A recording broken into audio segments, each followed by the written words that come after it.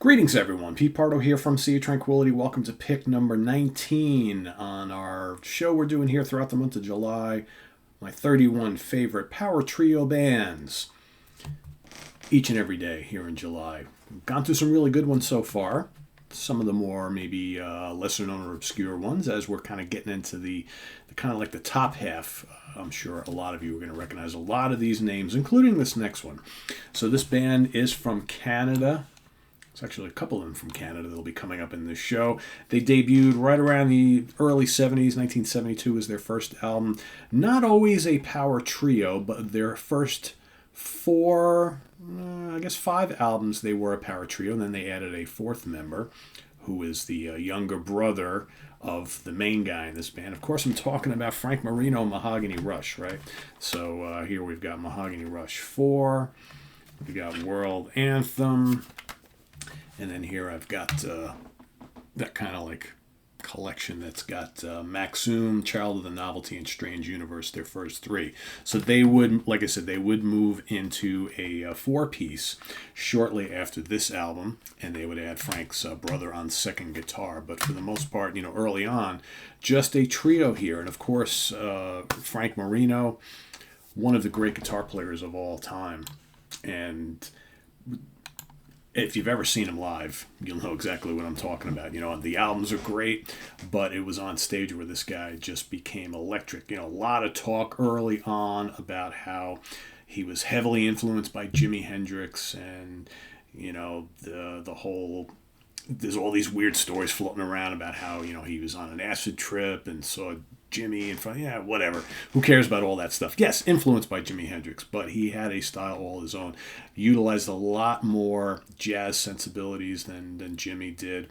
But the whole blues rock thing, playing in that style, interestingly enough, used a Gibson SG and not a Stratocaster. Like when you talk about the two guys who were so heavily influenced by Hendrix, Robin Trower and Frank Marino. Trower used a Stratocaster into a Marshall just like Jimmy, but Frank was more into playing the Gibson SG. He usually had like a Bixby or some sort of whammy bar on that as well. And utilized a lot of different effects, had incorporated kind of like those funky rhythms with the blues. Later on did a lot more hard rock as well. But these early psychedelic kind of blues rock albums with a strong jazz sensibility are really, really intriguing listens. And I think, after the first couple albums, I think he really broke away from the whole Hendrix mold, although he would continue to do covers of Hendrix songs all throughout his career, but also a really good singer. But this is a really, really powerful unit. You had the obviously the rhythm section, which was tremendous as well on these early albums, which of course was Frank on guitars and vocals, Paul Harwood on bass, and Jimmy Iovine on drums and percussion. So really, really good stuff. Really good band. As far as like my favorite album of theirs, I've often switched and moved around my favorite Frank Marino Mahogany Rush albums. I think I tend to go to Mahogany Rush 4 only because it has tracks like I'm Going Away, The Answer, Dragonfly. I mean, those are just tremendous songs. Moonwalk is great. Jive Baby is really good. But all of these have really good songs on them. I tend to, when I think of my favorite Frank Marino albums, the live ones are where it's at. Because, like I said, this band just absolutely exploded live on stage. I mean, here you got World Anthem, you got Requiem for a Sinner, which is just tremendous. Hey Little Lover is great. In My Ways, terrific. The World Anthem, obviously. But then there's lots of really cool psychedelic songs on those early couple of albums, right? On Child of the Novelty from 74, Maxum from 73, Funky Woman is terrific. What else here? Talking About a Feeling is great. The title track, Child of a Novelty, Tales of the Spanish Warrior. And if you love long Herculean guitar solos, this is the music for you. This is the band for you. I mean, Frank Marino's guitar solos scream like no other. The guy just he was shred before there was shred, for sure. especially in a rock context. We had some fusion guys, I think, who were doing that. So if you look back on like the early '70s, before we started talking about shredding, with Eddie and Yngwie and all those guys, you have to look at cats like Frank Marino and Al Di Meola and John McLaughlin and Larry Coryell, and Holdsworth, those type of guys who just let it all go. And you had a very capable, maybe even Rory Gallagher, right?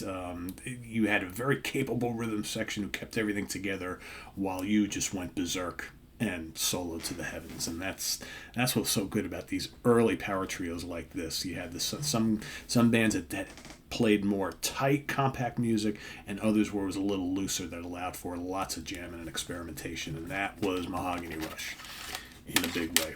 So, probably their music, the reason I think why these guys never became bigger than they were never a huge band. Everybody knew who they were. They toured constantly. They played on a lot of great bills, opened for a lot of great bands, but they were never like a true headlining band and never like a big, like gold and platinum selling band, because I think their music was just, too much, a lot of jamming, a lot of loose song structures and things like that, and that's okay though. But I always felt that Frank didn't get the accolades that he deserved, and it was just kind of hard to see all throughout the years. All these other guitar players who maybe were less talented than him, definitely did better for themselves. But Frank just kept doing what he wanted to do, and I think something to be said about that as well. But I always felt that he deserved more than he got. But Mahogany Rush, Frank Marino, Mahogany Rush is my pick today, pick number 19, as I count down towards number 1 on my favorite power trio band month. Let us know what you think of Mahogany Rush and Frank Marino down below, but also your pick for day 19, pick number 19. And stay tuned tomorrow for number 18, and visit us on the web at www.seatranquility.org. We're on Facebook, we're on YouTube, all together, all the damn time. Thanks for watching. I am Pete Pardo. We'll see you real soon here on the channel. It is... It's Wednesday, so you got a whole bunch of new album reviews coming today, so stay tuned for those. And we'll see you tomorrow on the Monsters Den as we rank the series called Underworld. So that's happening tomorrow. So until then, I am Pete Pardo. Stay tuned. Thanks, everybody. Bye-bye.